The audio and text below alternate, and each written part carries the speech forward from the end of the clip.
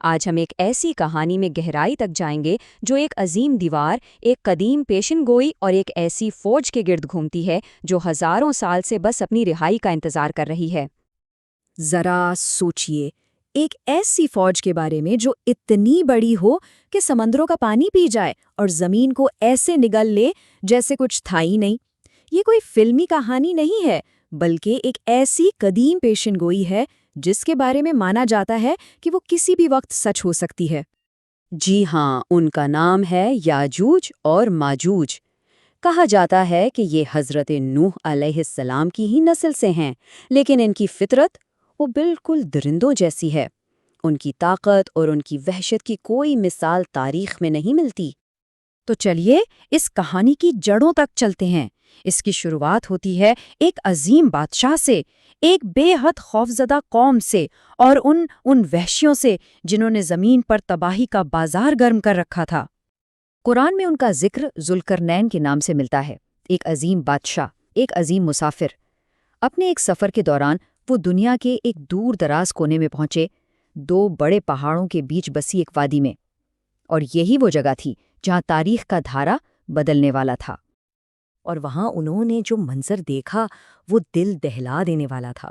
ایک ایسی قوم جو دہشت سے بالکل کانپ رہی تھی، ان کے چہروں پر مایوسی اور آنکھوں میں موت کا خوف صاف نظر آ رہا تھا۔ ان کی حالت دیکھ کر ہی اندازہ ہو رہا تھا کہ وہ کس عذاب سے گزر رہے ہیں۔ تو جب ذوالقرنین کے ترجمانوں نے ان سے بات کی تو انہوں نے فریاد کی، رو رو کر پہاڑوں کے بیچ اس درے کی طرف اشارہ کیا اور کہا، اس کے پار یاجوج اور ماجوج رہتے ہیں۔ وہ آتے ہیں، ہماری فصلیں، ہمارے جانور سب کچھ تباہ کر دیتے اور ہر طرف صرف خون ہی خون ہوتا ہے۔ اب دیکھیے، اس بے بس قوم نے اپنی ساری جمع پونجی، ساری دولت ذوالقرنین کے قدموں میں ڈھیر کر دی، لیکن ذوالقرنین نے انکار میں سر ہلا دیا۔ انہوں نے کہا، جو طاقت میرے رب نے مجھے عطا کی ہے وہ تمہاری اس دولت سے کہیں بہتر ہے۔ مجھے تمہارا مال نہیں چاہیے، بس ایک کام کرو، اپنی محنت اور اپنی طاقت سے میری مدد کرو۔ ذوالقرنین جانتے تھے کہ کوئی عام پتھر کی دیوار ان کے آگے نہیں ٹک پائے گی، تو انہوں نے ایک بالکل انوکھا منصوبہ بنایا۔ پہلے تو لوہے کی بڑی بڑی سلیں پہاڑوں کے بیچ کھڑی کروائیں، پھر دیو ہیکل بھٹیاں جلا کر اس پورے ڈھانچے کو اتنا گرم کیا کہ وہ آگ کی طرح سرخ ہو گیا، اور پھر آخر میں اس پر پنگھلا ہوا تانبا انڈیل دیا تاکہ ایک بھی دراڑ باقی نہ رہے۔ اور اس کا نتیجہ یہ کوئی معمولی دیوار نہیں تھی، یہ ایک ناقابل تسخیر رکاوٹ تھی، لوہے اور تانبے کا ایک ایسا مرکب جو شاید فولاد سے بھی زیادہ مضبوط تھا اور جس پر زنگ بھی نہیں لگ سکتا تھا۔ قرآن کے الفاظ میں یاجوج اور ماجوج کے لیے یہ دیوار ایسی تھی جس سے نہ وہ پھلانگ سکتے تھے اور نہ ہی اس میں کوئی سوراخ کر سکتے تھے۔ تو ذوالقرنین تو چلے گئے اور وہ قوم ہمیشہ کے لیے محفوظ ہو گئی، لیکن دیوار کے اس پار ایک ایسی جنگ شروع ہوئی جو آج تک جاری ہے۔ تو کیا اس کا مطلب یہ ہے کہ یاجوج اور ماجوج ہمیشہ کے لیے قید ہو گئے؟ نہیں، ایسا نہیں ہے۔ ذرا ان کی حالت کا تصور کیجئے۔ ہر صبح وہ ایک ہی مقصد کے ساتھ جاگتے ہیں، اس دیوار کو گرا دینا ہے۔ وہ اپنے اوزاروں سے، اپنے ناخنوں سے دن بھر اسے کھودتے رہتے ہیں، اور شام ہوتے ہوتے دیوار اتنی کمزور ہو جاتی ہے کہ اس میں سے سورج کی ایک ہلکی سی کرن بھی نظر آنے لگتی ہے۔ سوچئے، وہ آزادی سے بس ایک قدم دور ہوتے ہیں، دیوار بس ٹوٹنے ہی والی ہوتی ہے، لیکن ٹھیک اسی وقت وہ ایک چھوٹی سی بالکل سادہ سی غلطی کر بیٹھتے ہیں، ایک ایسی غلطی جو وہ ہزاروں سالوں سے روزانہ دہرا رہے ہیں۔ ان کا سردار ان سے کہتا ہے، چلو بس بہت ہوا، باقی کام کل ختم کر لیں گے۔ لیکن وہ ایک چھوٹا سا جملہ انشاءاللہ، یعنی اگر اللہ نے چاہا، کہنا بھول جاتے ہیں، اور بس اسی ایک جملے کو چھوڑ دینے کی وجہ سے اللہ کے حکم سے راتوں رات وہ دیوار ویسی کی ویسی بلکہ پہلے سے بھی زیادہ مضبوط ہو جاتی ہے۔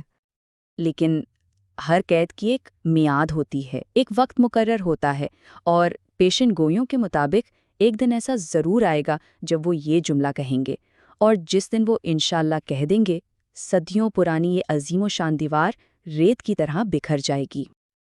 اور اس کے بعد جو منظر ہوگا اس کا تصور کرنا بھی مشکل ہے۔ قرآن کے مطابق وہ ہر اونچائی سے ایک سیلاب کی طرح بہتے ہوئے نکلیں گے، کہا جاتا ہے کہ ان کا پہلا لشکر جب بحریہ تبریہ یعنی سی آف گیلیلی کے پاس سے گزرے گا تو وہ اس کا سارا پانی پی جائے گا، اور جب ان کا آخری لشکر وہاں پہنچے گا تو وہ زمین کو دیکھ کر کہے گا، لگتا ہے کبھی یہاں کوئی جھیل ہوا کرتی تھی۔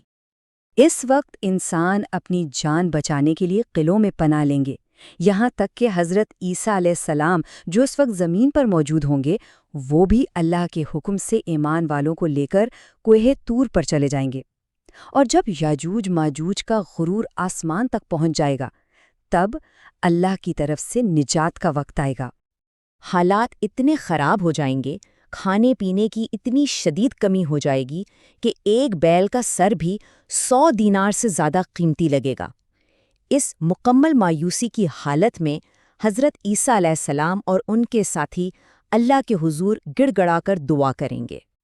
اور اب یہاں ایک حیرت انگیز بات ہے، دنیا کی سب سے بڑی، سب سے طاقتور فوج کو شکست دینے کے لیے اللہ تعالیٰ کوئی آسمانی بجلی نہیں گرائے گا، نہ ہی فرشتوں کا لشکر بھیجے گا، بلکہ اس کا ہتھیار ہوگی ایک بہت ہی چھوٹی سی معمولی سی مخلوق۔ اللہ ان سب کے گردنوں میں نغف نامے کیڑا پیدا کر دے گا۔ یہ ایک بہت چھوٹا سا کیڑا ہے جو عام طور پر اونٹوں اور بھیڑوں کے ناک میں پایا جاتا ہے، اور یہ بیماری ان میں ایک وبا کی طرح پھیل جائے گی۔ اور پھر صرف ایک رات میں کروڑوں کی تعداد میں یاجوج اور ماجوج ایسے مر جائیں گے جیسے وہ سب ایک ہی انسان ہوں۔ تو خطرہ تو ٹل جائے گا، لیکن ایک نئی مصیبت کھڑی ہوگی۔ پوری زمین ان کی لاشوں سے بھر جائے گی اور اتنی شدید بدبو پھیلے گی کہ سانس لینا بھی مشکل ہو جائے گا۔ تب زمین کو پاک کرنے کا ایک خدائی منصوبہ شروع ہوگا۔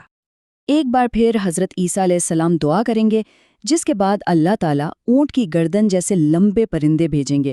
وہ ان تمام لاشوں کو اٹھا کر کہیں دور پھینکائیں گے، اور اس کے بعد ایک ایسی بابرکت بارش ہوگی جو پوری زمین کو دھو کر آئینے کی طرح صاف اور شفاف کر دے گی۔ پھر زمین کو حکم دیا جائے گا کہ اپنے پھل اگاؤ اور اپنی تمام برکتیں لوٹا دو۔ وہ دور اتنا خوشحال اور بابرکت ہوگا کہ ایک انار پوری جماعت کے لیے کافی ہوگا، اور اس کے چھلکے کے سائے میں لوگ بیٹھ سکیں گے۔ اور امن کا یہ عالم ہوگا کہ شیر اور بکری ایک گھاٹ پر پانی پئیں گے، اور چھوٹے بچے سانپوں کے ساتھ کھیلیں گے اور انہیں کوئی نقصان نہیں ہوگا۔ تو یہ کہانی صرف ایک پیشین گوئی نہیں، یہ ایک یاد دہانی ہے، ایک انتباہ ہے۔ وہ دیوار آج بھی کہیں موجود ہے، اور اس کے پیچھے وہ محاصرہ آج بھی ہر روز جاری ہے۔ اصل سوال یہ نہیں ہے کہ وہ کب آزاد ہوں گے، اصل سوال یہ ہے کہ جب وہ آزاد ہوں گے تو کیا ہم سب اس آزمائش کے لیے